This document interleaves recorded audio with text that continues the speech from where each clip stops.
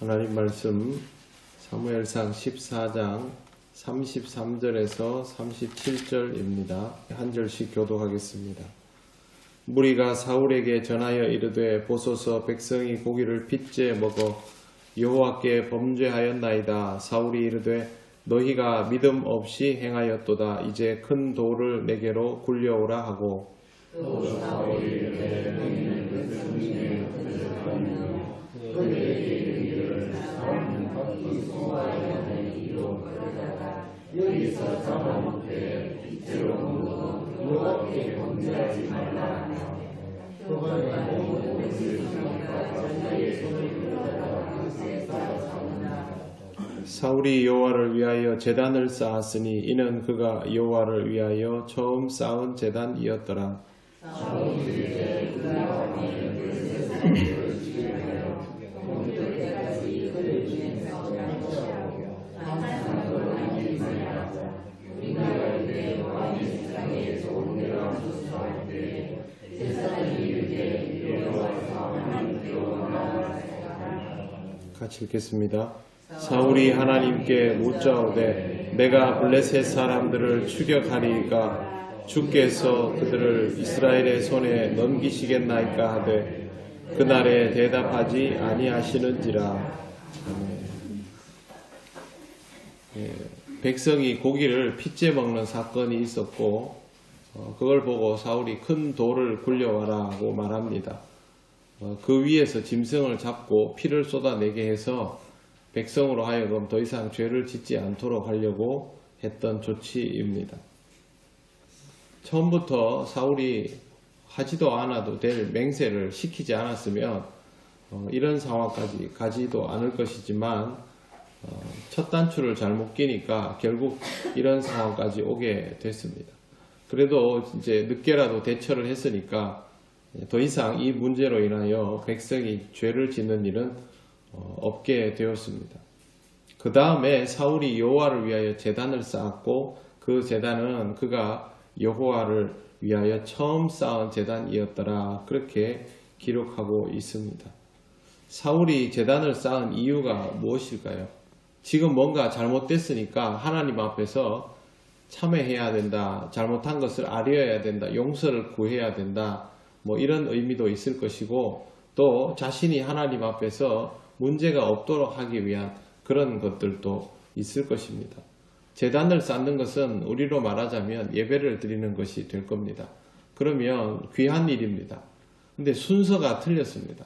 사울은 무엇을 하기 전에 제단을 쌓아야 하는데 항상 뭘 다 하다가 자기 마음대로 하다가 상황이 안 되면 번제를 드리려 하고 제사장을 부르려 하고 언약궤를 가져오려 하고 또 지금처럼 제단을 쌓고 이렇게 합니다. 사고를 다 치고 나서 그렇게 하는 거죠.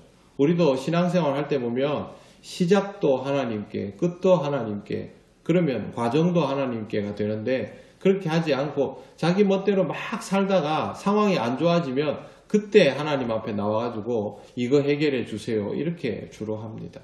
어떠하다 보면 해결이 되기도 하겠죠. 하지만 처음부터 하나님 앞에 맞추어 시작하는 것과는 비교도 할 수 없는 결과에 이를 수밖에 없습니다. 그렇기 때문에 우리는 항상 하나님 앞에 나와서 하나님과의 만남을 우선으로 하고 거기에서부터 하나하나 단추를 끼워 나가는 그런 삶을 살아가는 것이 좋습니다. 물론 마음대로 되지는 않겠죠. 그래서 나중에 뒤늦게 후회하고 그런 것도 있습니다만 신앙생활을 하는 사람이면 이왕이면 그렇게 하지 않는 게 좋습니다. 사울은 지금 기름 부음 받은 사람 아닙니까? 하나님께서 그래도 인정하고 세워주셨으니까 이스라엘을 위하여 이스라엘을 책임지면서 가야 되는 사람이면 신중에 신중을 기해야 하고 무엇보다도 더 신앙적이어야 하는 것은 당연한 일입니다. 그렇기 때문에 제단을 쌓는 것이 우선이어야 하는 것이죠.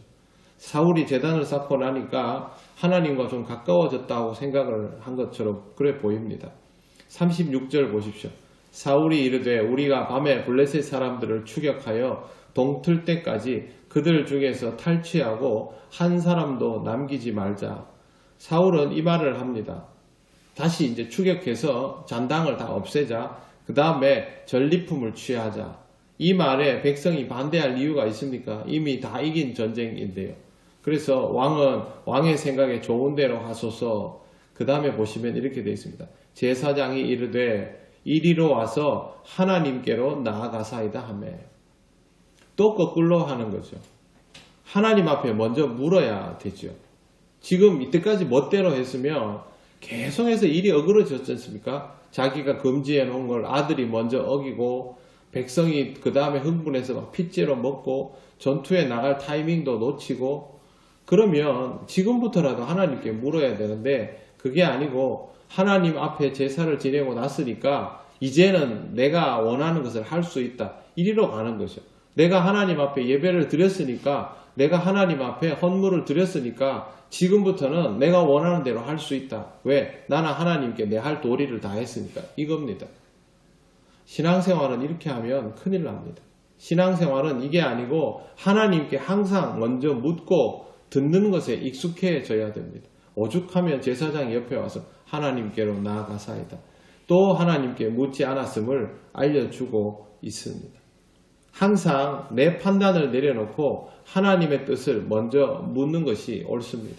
그리고 그 다음에 행동을 해도 전혀 늦지 않습니다. 하나님이 우리에게 뭘 해라 하고 말할 때는 그게 최선인 것이고 딱 맞는 타이밍인 것이죠. 자신이 기름 부음을 받았다고, 자신이 하나님 앞에 예배를 드렸다고, 하나님 앞에 드려야 될 무언가를 바쳤다고 해서 하나님이 동의해 주신 거 아닙니다. 오늘 성경 말씀에도 보시면 사울이 질문을 합니다. 37절에 보시면 사울이 하나님께 묻자오되 내가 블레셋 사람을 추격하리이까 주께서 그들을 이스라엘의 손에 넘기시겠나이까? 하나님은 그날에 대답하지 아니하시는지라. 대답할 필요가 없죠. 말도 듣지도 않고 멋대로 행동하고 자기가 필요할 때만 문을 착하게 열고 하나님이 말씀하실 때는 문 닫아버리고 자기 마음대로 행동하는데 거기 하나님이 뭐 하려고 반응을 보이십니까? 신앙생활에 대하여 아주 중요한 단면이 사울의 이 삶을 통해서 우리에게 너무도 많은 교훈을 주고 있습니다. 항상 하나님께 뜻을 먼저 물으시기를 바랍니다. 하나님의 침묵이 나에게 계속 이어지고 있다면 혹시 내 삶이 사울처럼 그렇게 사라지고 있는 것은 아닌지도 잘 돌아보시기 바랍니다. 왜 하나님은 나에게 말하지 아니하실까? 그게 아니라 왜 나는 하나님께 맞추지 않을까? 나는 왜 하나님께 물어야 할 때 묻지 않고 들어야 할 때 듣지 않고 살았을까? 그걸 먼저 생각해 보는 것이 순서입니다. 사울의 삶은 우리에게 많은 교훈을 주고 있습니다. 실제 우리의 삶은 사울과 많이 닮아 있기 때문입니다.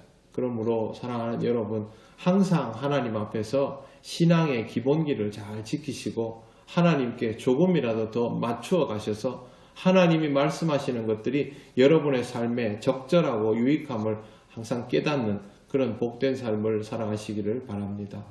기도드리겠습니다. 하나님 감사합니다. 어리석기 짝이 없는 사울의 모습을 볼 때마다 우리의 삶이 그대로 녹아져 있는 것을 보는 것처럼 그렇게 느껴집니다. 하나님 아버지, 우리로 하여금 어리석지 않게 하시고 물어야 할 때 묻게 하시고 말씀하실 때 들을 수 있는 삶이 되게 하여 주시옵소서. 우리의 행위로 말미암아 스스로 취하지 않게 하시고 항상 하나님을 바라며 하나님께서 무엇을 하시는가를 주목하고 하나님 원하시는 길을 갈 수 있는 우리들 되게 하여 주시옵소서. 오늘도 하나님 우리를 인도하실 때 잘 깨닫고 따를 수 있기를 원하오며 예수님 이름으로 기도드립니다. 아멘.